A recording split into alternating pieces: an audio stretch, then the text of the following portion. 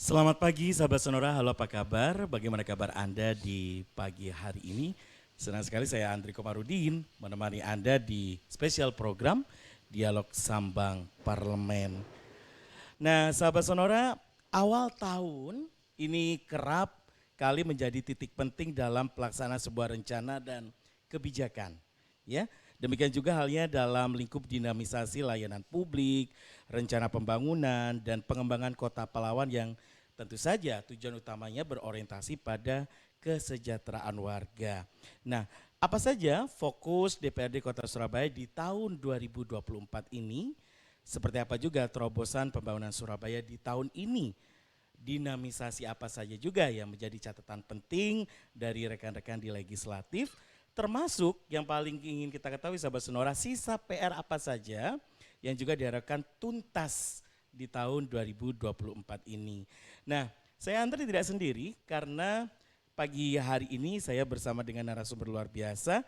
Ada Dr. Andes AH Tony MSI, beliau adalah Wakil Ketua DPRD Kota Surabaya. Kita sapa dulu, selamat pagi. Saya panggil Cak Tony boleh nggih? Siap. Siap. Apa kabar Cak Tony? Alhamdulillah Mas Andri sehat. Sebelumnya kami ucapkan terima kasih Cak Tony karena sudah meluangkan waktu bisa menyapa sahabat Sonora pagi hari ini. Saya yang justru terima kasih. Sonora memberi kesempatan saya untuk bisa berbagi dengan publik tentang hal-hal yang kami pikirkan bersama. Kami ingatkan sahabat Sonora, acara ini dipersembahkan oleh Dewan Perwakilan Rakyat Daerah Kota Surabaya, Jalan Yesudarso nomor 18 sampai 22 Surabaya, DPRD Surabaya Oma Curat Arek Surabaya. Dan untuk Anda yang pagi hari ini mungkin sedang beraktivitas dan mendengarkan siaran kami, Anda tidak hanya bisa mendengarkan kami secara audio, tapi bisa menonton acara ini juga secara visual.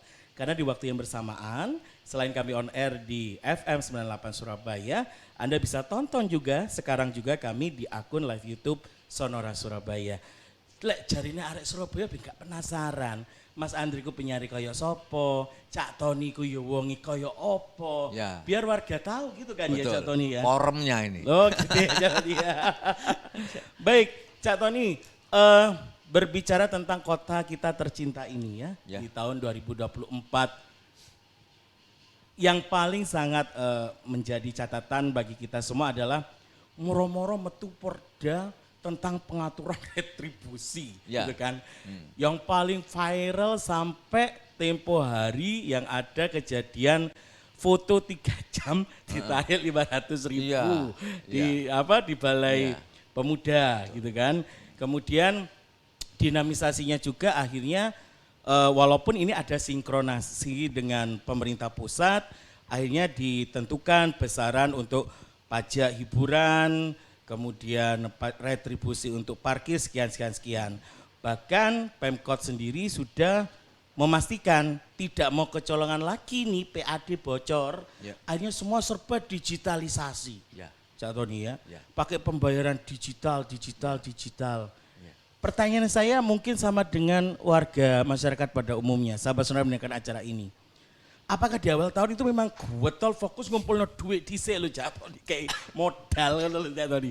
PAD harus digenjot dulu baru bisa pendistribusian. Gimana nih Cak Tony? Ya, evaluasi tahun 2023 bahwa kita sangat optimis akhirnya kan punya nyali untuk menetapkan APBD tembus di angka 10,9 triliun. Angka ini dimaksudkan satu, untuk mengukur. Yang kedua, untuk tetap menjaga agar spirit kita untuk menjadi memiliki kekuatan ekonomi besar itu tetap terjaga. Karena kan sejauh ini Surabaya dibanding dengan daerah-daerah yang lain itu kan APBD-nya tergolong yang paling tinggi di Jawa Timur. Berapa itu? Itu 10,9 triliun kemarin dipatoknya. Nah, kalau kita menurunkan itu kan akhirnya ada kesempatan kita tidak ada tantangan. Tetapi kita taruh angka yang optimis itu supaya tantangan itu tidak kendor. Sesuai dengan semangat Surabaya, Kota Pahlawan yang di sana ada spirit juang, maka berjuang terus gitu kan. Berjuang dan beruang, berjuang dan beruang. Nah, gitu. Mirip ya? Mirip, agak mirip. Jadi gathok loginya itu ada. Lah, kemudian kaitan dengan tadi disampaikan Mas Andri bahwa kita kok seolah-olah mengejar pendapatan menjadi satu hal yang sangat dominan nampaknya. Itu memang tidak kita pungkiri karena tahun 2023 supaya kalian juga tahu, supaya ngerti bahwa kita untuk mencapai target 10,9 itu sangat berat. Sangat berat. Kemudian upaya-upaya untuk melakukan revitalisasi dan kemudian memaksimalisasi tugas fungsi tupoksi daripada UPD sangat luar biasa. Dan upaya kita kemarin itu untuk mendorong ekonomi masyarakat bertumbuh itu juga dalam tanda kutip belum maksimal seperti yang kita harapkan. Karena kan pada saat pasca COVID kita dihadapkan pada spirit bagaimana recovery terjadi. Tetapi kemudian upaya recovery tadi itu kan kita sempat ada 3 triliun untuk UMKM, kemudian ada sekian triliun untuk pembangunan gorong-gorong. Kita bagi supaya fisik dan kemudian ekonominya juga sama-sama jalan. Tetapi ternyata untuk support itu kelihatannya adalah tidak berkorelasi yang signifikan seperti yang kita harapkan. Dan itu terbukti dari angka daripada penurunan masyarakat yang bayar PBB, pajak bumi bangunan.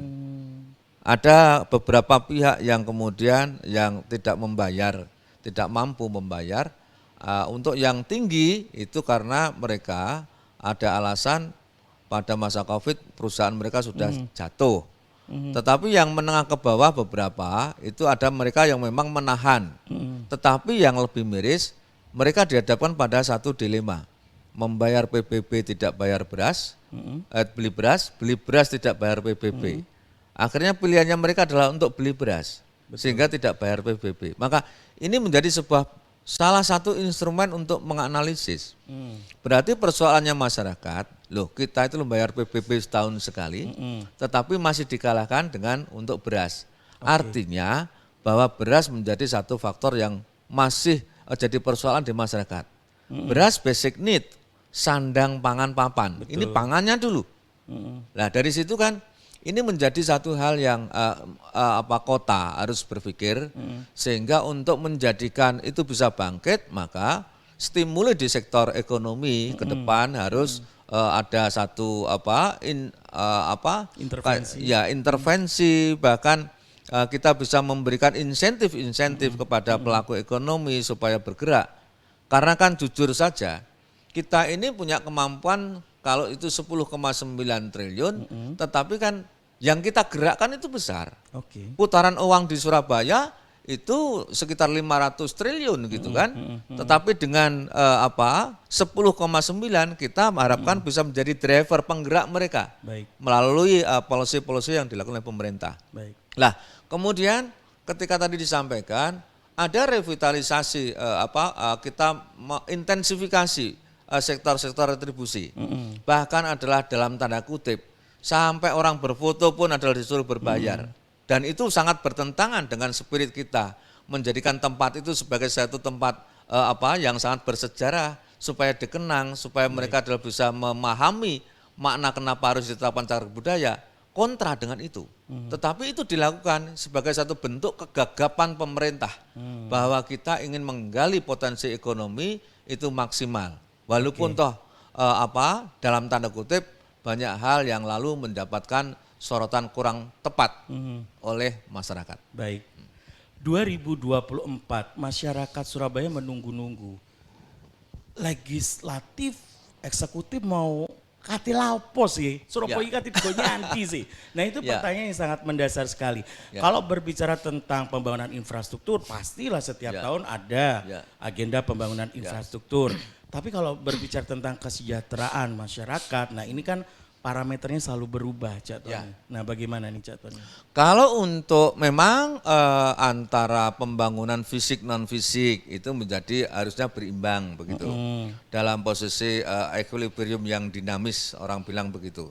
Tetapi kan fisik non fisik ini kan infrastruktur kemudian yang struktur dan kemudian sumber daya manusianya itu pun juga harus menjadi sebuah pertimbangan.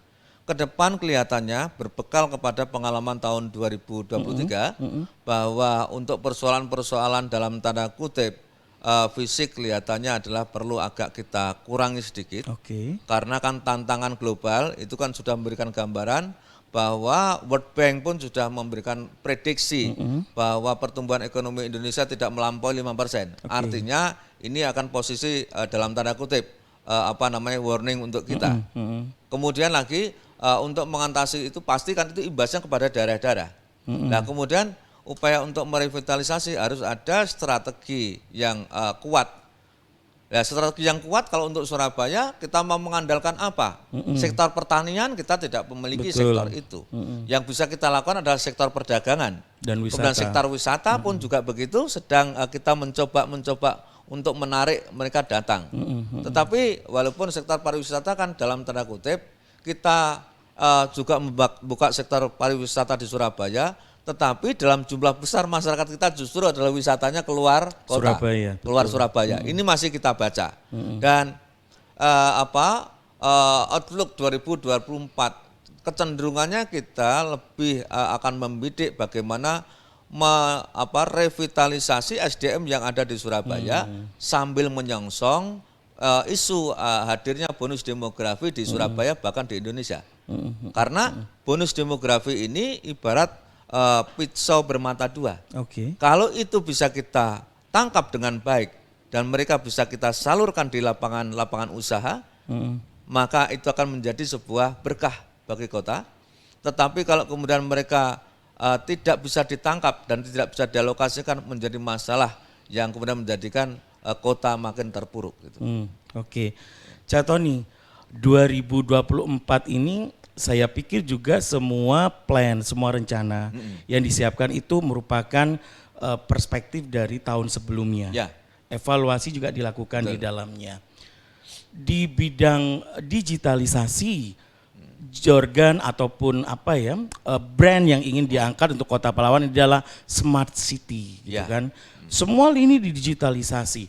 Bahkan pengambilan kebijakan pun berbasis kepada pengumpulan data based on digital, tidak manual lagi, tidak ada petugas yang disuruh merekap lagi, tetapi semuanya based on digital. Nah, tapi ini terasa kemudian menjadi sebuah hal yang tidak berhubungan. Dalam artian begini, Cak Tony, syarat menjadi sebuah smart city atau digital city adalah uangnya kudu melek digital dulu. Paling basic sekali gitu ya. Paling basic sekali. Apakah hal ini juga menjadi prioritas dari teman-teman DPR dengan usulan perda inisiatifnya dari masing-masing komisi itu apa? Tujuannya adalah semua yuk kita fokus pada SDM-nya dulu nih. Pada melek digital nih. Biar semuanya kemudian sinkron. Nah, mau nggak gimana nih Cak Tony? Hadirnya era digital harus kita sambut karena itu kan tidak bisa kita pungkiri. Betul. Kemudian di sisi lain digital pun juga sama seperti pisau bermata dua juga. Ketika itu diterapkan untuk sebuah aplikasi seperti contoh kemarin untuk pembelian tiket baik aplikasi, maka rontok. Parkir pun sekarang juga rontok itu pengusaha-pengusaha pariwisata, travel dan sebagainya. Itu ada sekian banyak yang menganggur. Dan kemudian tapi sisi lain kita memberikan kemudahan, keuntungan bagi konsumen bisa mendapatkan layanan lebih baik, lebih cepat dengan harga yang lebih murah. Gitu. Itu pun juga perlu analisis plus minusnya dan ada ruang lain lah untuk kita analisis itu. Dan kemudian digitalisasi sejauh ini di Surabaya kami lihat sudah bagus spiritnya, tetapi kan kemarin dalam evaluasi kan sempat dinyatakan Indonesia tidak masuk di dalam smart city oleh penilai dari pihak lain itu. Dan itu menjadi sebuah bahan introspeksi kita sebagai kota besar, ternyata kita masih kalah dengan kota yang lain. Dan kita juga introspeksi apa yang menjadikan kita menjadi downgrade itu. Padahal kan Surabaya sejak zaman Bu Risma kita sudah leading sebagai satu kota yang melek digitalisasi. Dan sekarang ini yang kita lakukan kan digitalisasi kaitan dengan masalah pelayanan publik. Itu sudah. Sehingga adalah orang mengurus KTP, surat-surat dan hal-hal lain cukup dari rumah.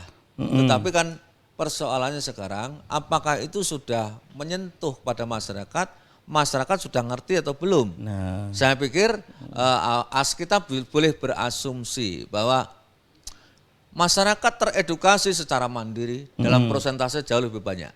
Kita harus jujur, kita tidak pernah mengajarkan begini begitu dan sebagainya, tetapi adalah mereka sektor privat mengambil peran yang cukup besar di situ. Nah, kemudian pemerintah mengambil peran juga dalam hal membuat sistem pelayanan jadi lebih bagus.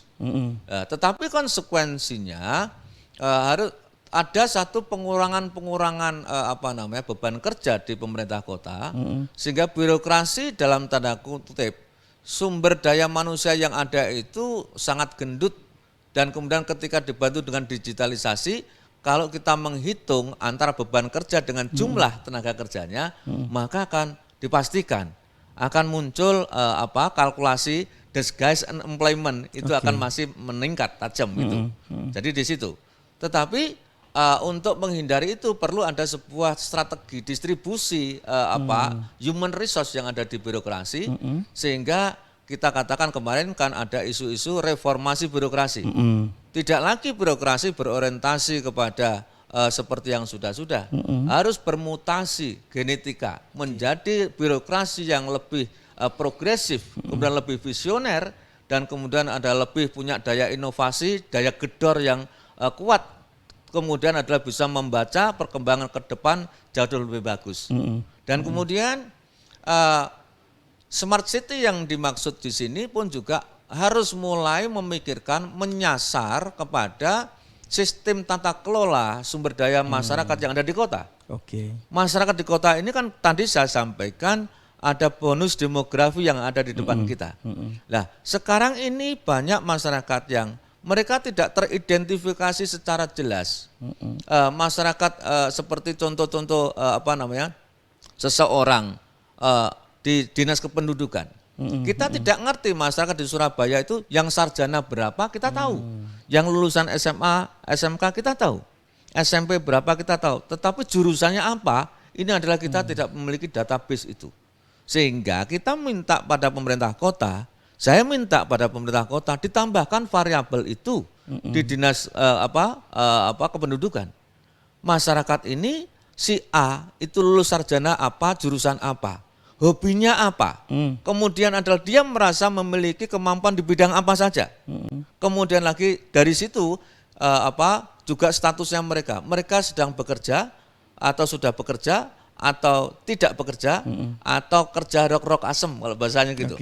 Nah, kemudian dari situ akan memberikan satu data yang jelas. Seandainya kita itu membaca satu kelurahan, maka kita akan mengetahui ada pengangguran jumlahnya berapa, punya skill apa, punya pendidikan apa.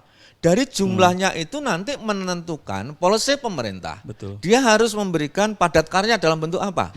Tidak seperti yang kemarin. Kemarin kami melihat seperti membuat keputusan dengan peta buta.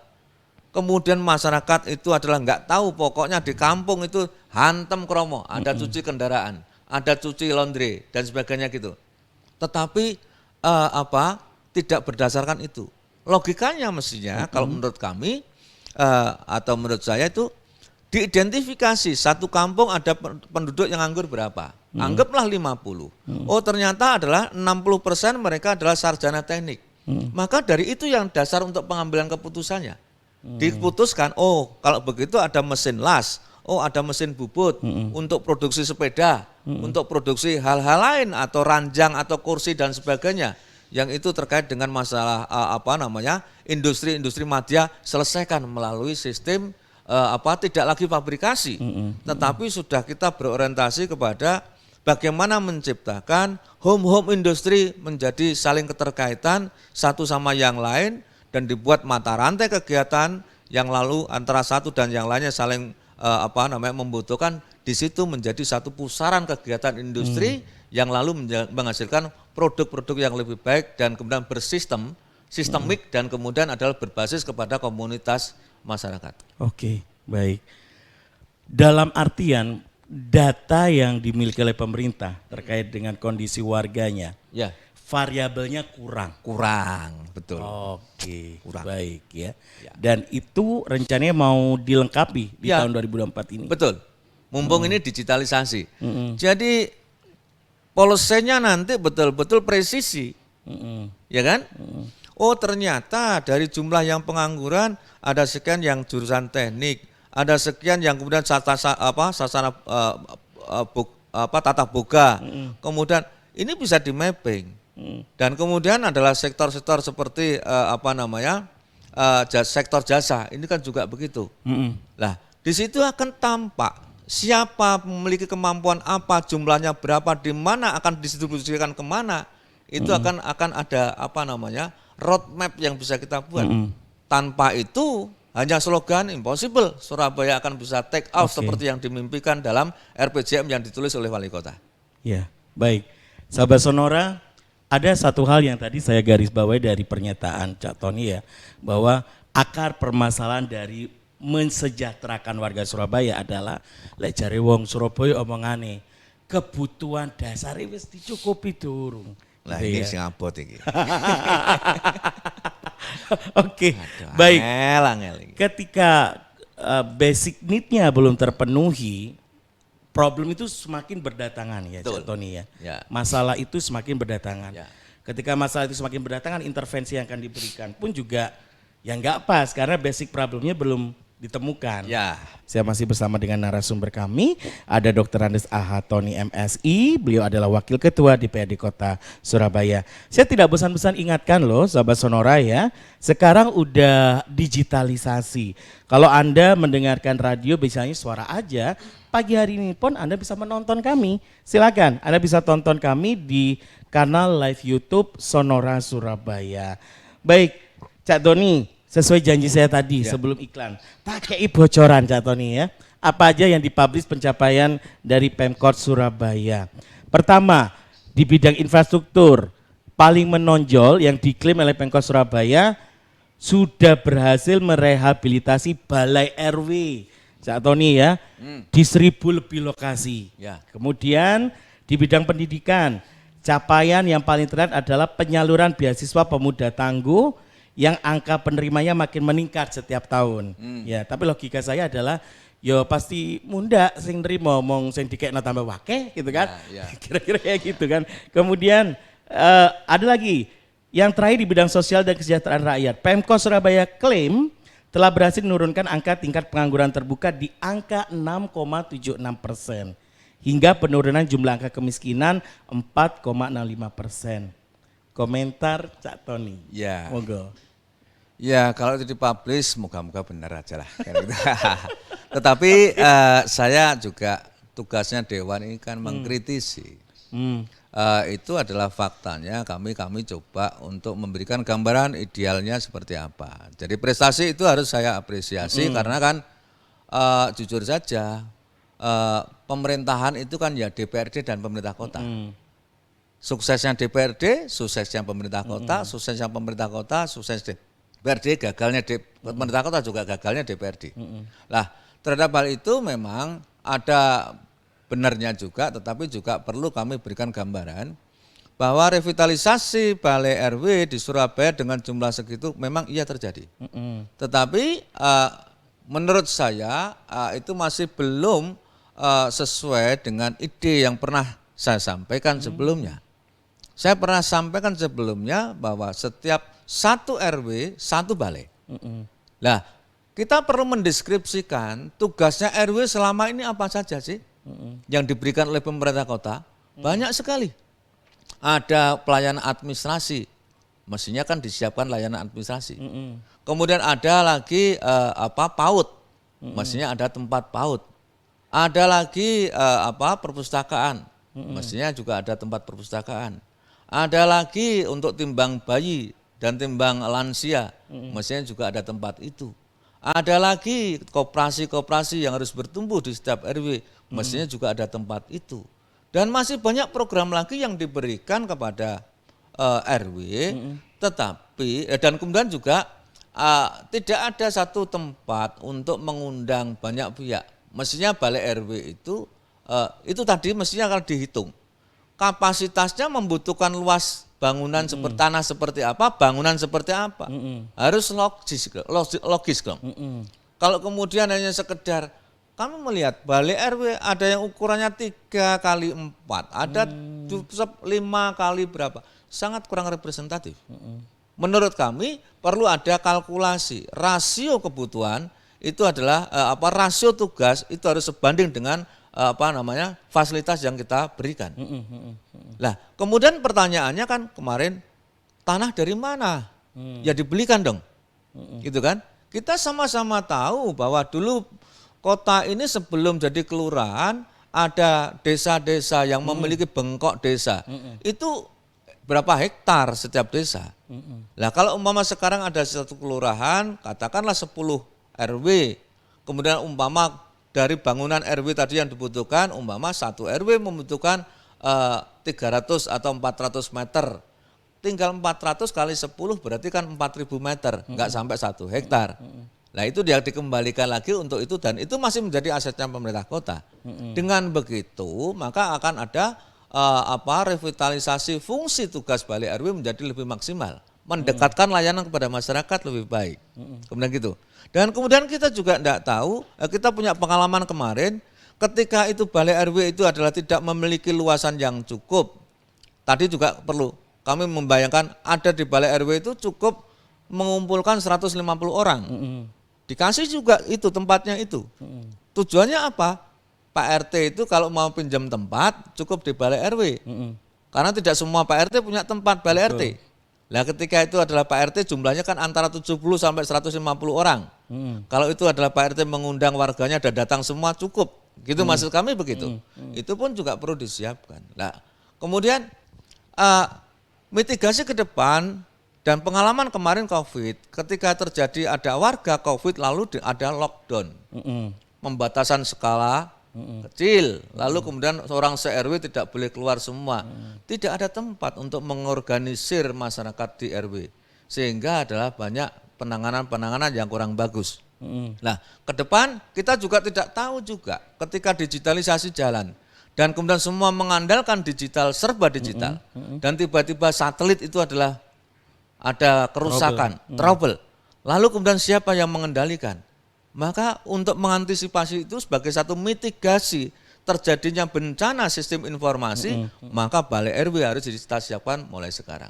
Nah ini kan proyeksi ke depan, dan kita harus punya pikiran-pikiran itu. Dan terhadap hal yang tadi yang kami sampaikan, pikiran kaitan dengan masalah tenaga kerja. Kami memimpikan juga tahun 2024 harus mulai ada pemikiran tadi. Bagaimana ada pengangguran, tidak perlu ada lamaran pekerjaan, tetapi dengan sistem terintegrasi dan informasi tadi itu langsung mempertemukan mereka. Mereka langsung terpanggil, kamu punya potensi ini, di sana ada lowongan, berangkatlah ke sana, temui mereka. Nah, ketika itu cocok, ya langsung begitu. Jadi sistem informasi itu dikembangkan. Dan kemudian yang kedua tadi itu ada selain balai RW kan ada apa? Pencapaian angka kemiskinan yang menurun. Alhamdulillah. Pencapaian kemiskinan yang menurun logikanya harus diikuti dengan peningkatan pendapatan mereka. Penyerapan masyarakat di lapangan pekerjaan kan gitu kan? Gitu kan? Tetapi itu kan berbanding terbalik ketika kita itu menjadikan variabel pembayaran PBB menjadi satu parameter, ya kan? Kalau mereka itu adalah kemiskinan yang menurun, maka berarti kan mereka tidak miskin lagi, punya duit dong.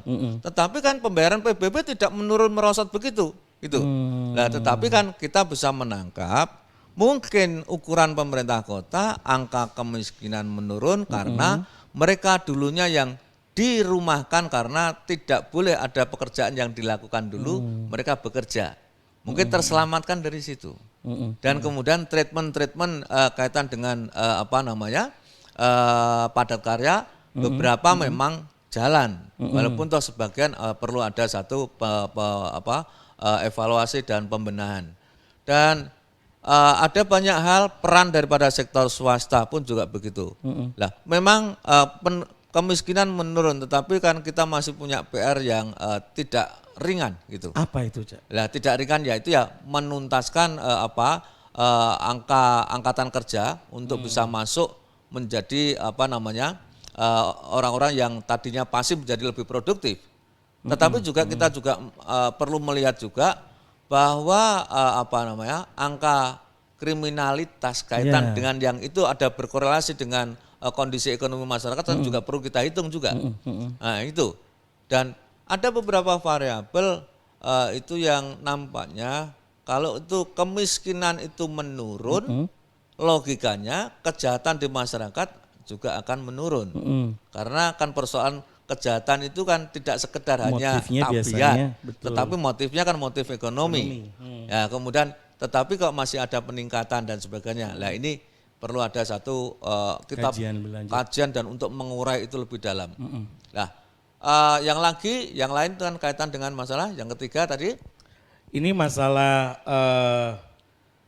pengangguran terbuka. Ya, pengangguran terbuka. Yang itu yang kami maksudkan, pengangguran terbuka mulai menurun juga.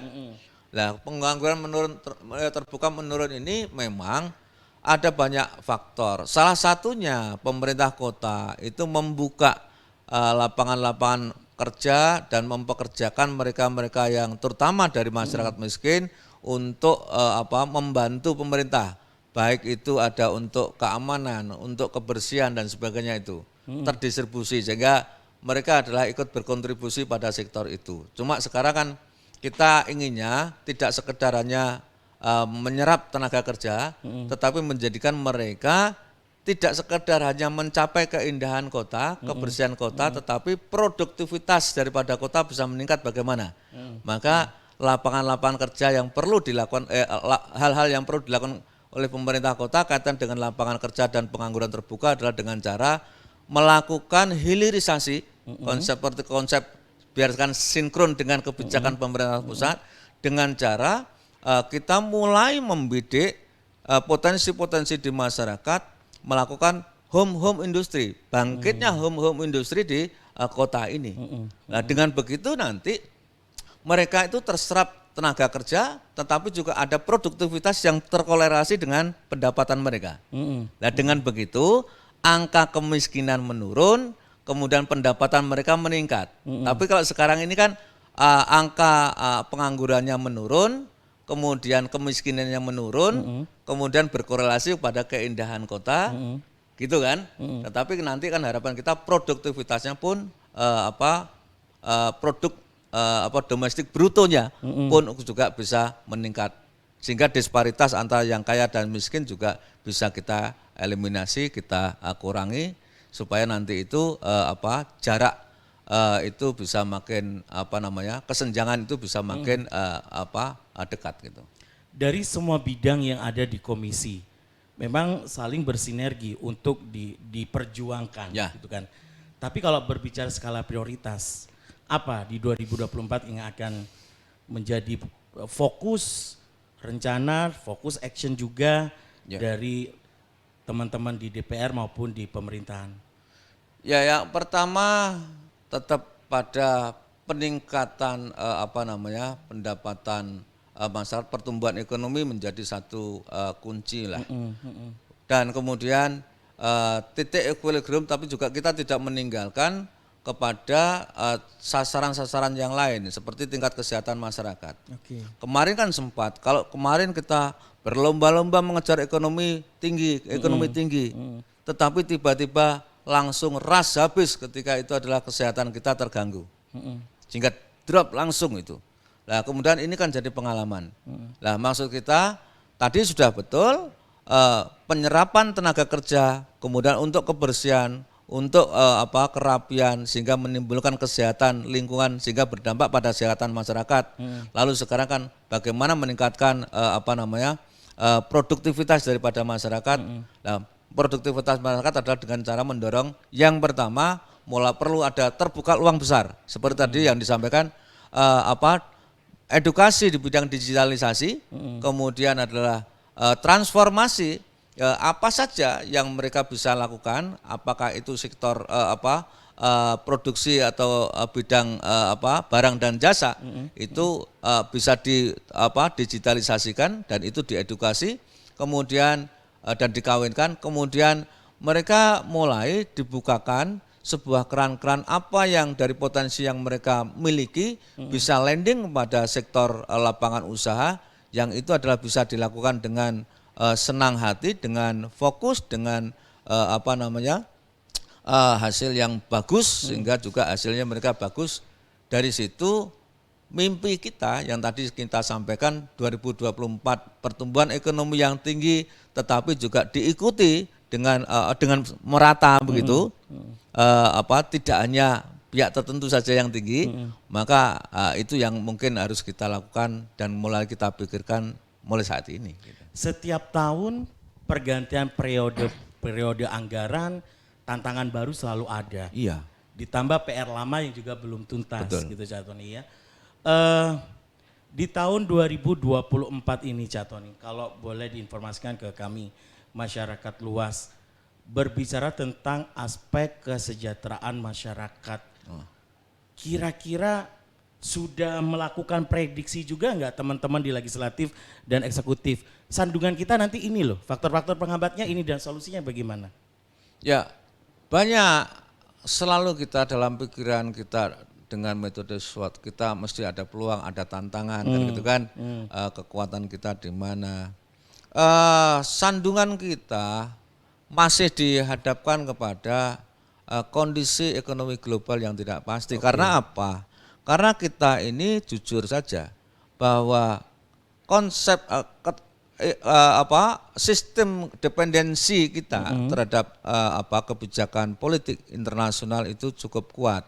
Kemudian apalagi sistem di luar sana banyak hal seperti insiden perang antar beberapa negara itu pun juga akan berpengaruh. Lah, kemudian di sisi lain juga tahun 2024 ini kan transisi kepemimpinan nasional yang di sektor politik yang harus kita baca.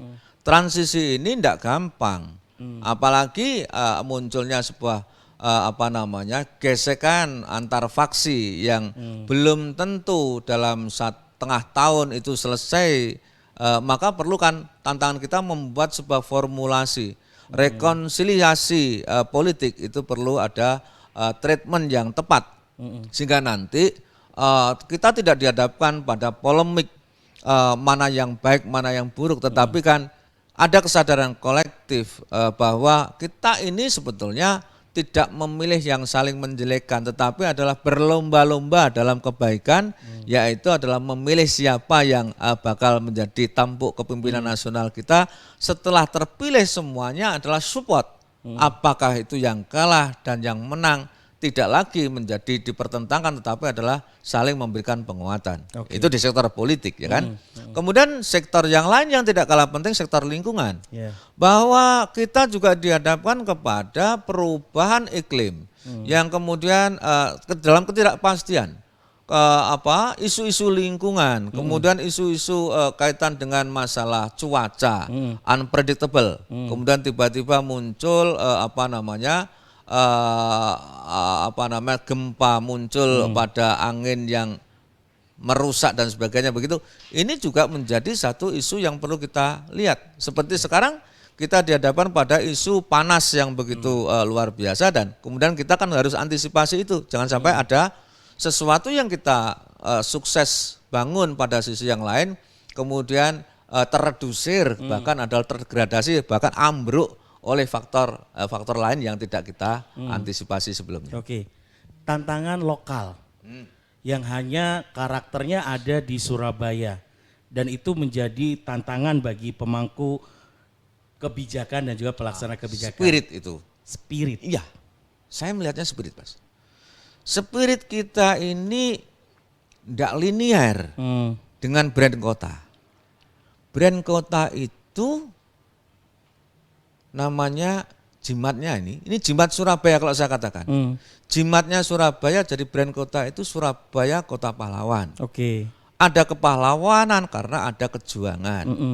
Berarti spirit juang itulah yang menjadikan kita itu jadi hero, jadi luar biasa. Maka spirit juang itu kami melihat mulai justru melemah di Surabaya. Terbukti indikatornya banyak masyarakat, apakah itu mereka yang sudah dapat pekerjaan ataupun masih menganggur, terjebak dalam zona nyaman. Oke. Mereka yang sudah bekerja terjebak dalam zona nyaman. Itu nampak dari apa? Tidak banyak inovasi-inovasi baru oleh mereka yang mereka sudah ada di pekerjaan. Dia terjebak stagnan begitu. Sehingga terjebak dengan rutinitas kegiatan. Begitu juga pada yang mereka yang masih menganggur, mereka terjebak di zona nyaman sebagai penganggur. Itu terbukti dan bisa kita rasakan bersama ketika ada orang yang menganggur, diminta untuk bekerja, alasannya macam-macam. Yang terlalu jauh lah, yang gajinya kecil lah, yang kemudian ikut seperti bekerja seperti ikut penjajah lah, macam-macam. Jadi ini adalah sebetulnya bukan representasi daripada cerminan daripada masyarakat Surabaya. Surabaya itu kota juang, tetapi kalau banyak masyarakat yang aras-arasan dan tidak inovatif, itu tidak lagi mencerminkan Surabaya. Menurut kami begitu. Sehingga solusinya apa?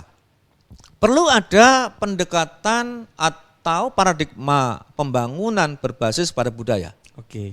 Ya, gitu. Sekarang itu betapa karena budaya kita yang rusak tetapi menimbulkan implikasi kerugian yang luar biasa. Contoh Mas, Baik. kemarin itu kita itu punya budaya buang sampah tidak pada tempatnya. Buang sampah di sungai, buang sampah di gorong-gorong. Akhirnya gorong-gorongnya buntu, akhirnya Surabaya banjir, akhirnya untuk mengatasi kita harus mengalokasikan APBD dalam angka yang sangat besar untuk pembenahan itu.